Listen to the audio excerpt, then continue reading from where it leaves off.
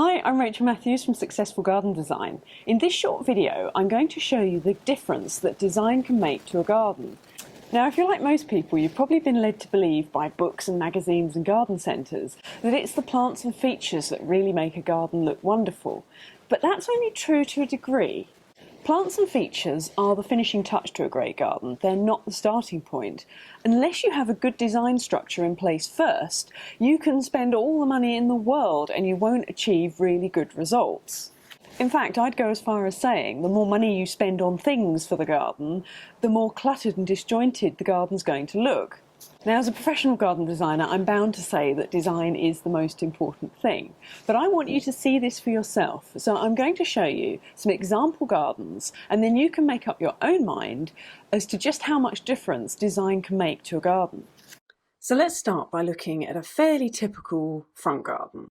But if we look at what we did with the design, just a very simple clean shape put in with a few cobbles has made a tremendous difference.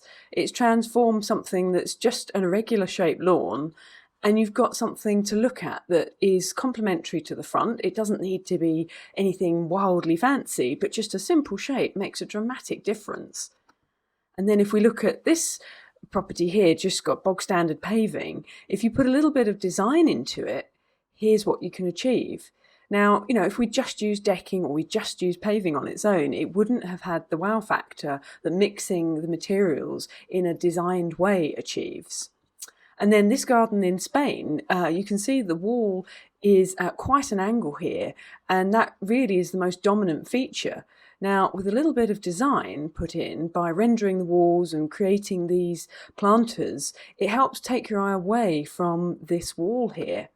And you can see it a few years later when the planting is established even more, you barely notice the sloping side wall of the garden. And then here's it from another angle. And the design is what makes it interesting. If we just popped the plants in without having the design shape in place, it really wouldn't have been anywhere near as effective. Now, if we look at this garden with the awkward angles both on this wall and this wall, here's the difference design makes to that. So if we just put in a square deck or patio, it really wouldn't have achieved what putting in a good design can do. Now, this garden, very typical with just standard paving and lawn and a few plants. Now, the clients wanted a minimalist garden, but even so, design does make a big difference, even with minimalist. You can suddenly see it all comes together just by the shapes that we've used. And again, when you're dealing with changes in level like this garden, it's not very exciting, but when you put design in, you can actually change the shapes and positions of the retaining walls and do all sorts of things with it. Again, this comes down to design shapes and materials. And then this garden, quite big on two different levels. Someone had had an attempt at doing some landscaping with this path, but it didn't really pull the garden together very well. So again, putting in a design shape, a main lawn, and then putting in the landscaping suddenly makes a dramatic difference. And this simple cottage garden is nice enough in the summer when the lavenders were flowering, but the rest of the year it looked dull and uninteresting. But once the design is done, then it all comes together, and just the few little designer tips and tricks that are used to pull this together makes all the difference.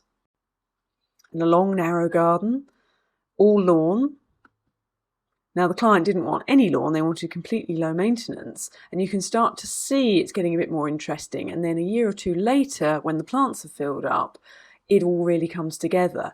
But it's coming together because of the underlying design shapes that are used within the garden. It needs the design layout because the planting is pinching in key areas, which makes the garden look more interesting and wider. And these clients wanted a modern look garden, and they had a driveway running right the way down the side here to get to the garages at the back. So it was important that we help screen that and make it more interesting. So these design elements that you're seeing here, which I'll explain more in the next video, is really what makes a big difference when you're wanting to create a stunning garden. It's not all down to the planting. The planting is the finishing touch.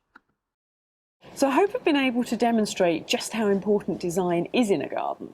In the next video, I'm going to show you what you can do yourself without needing to hire a professional garden designer.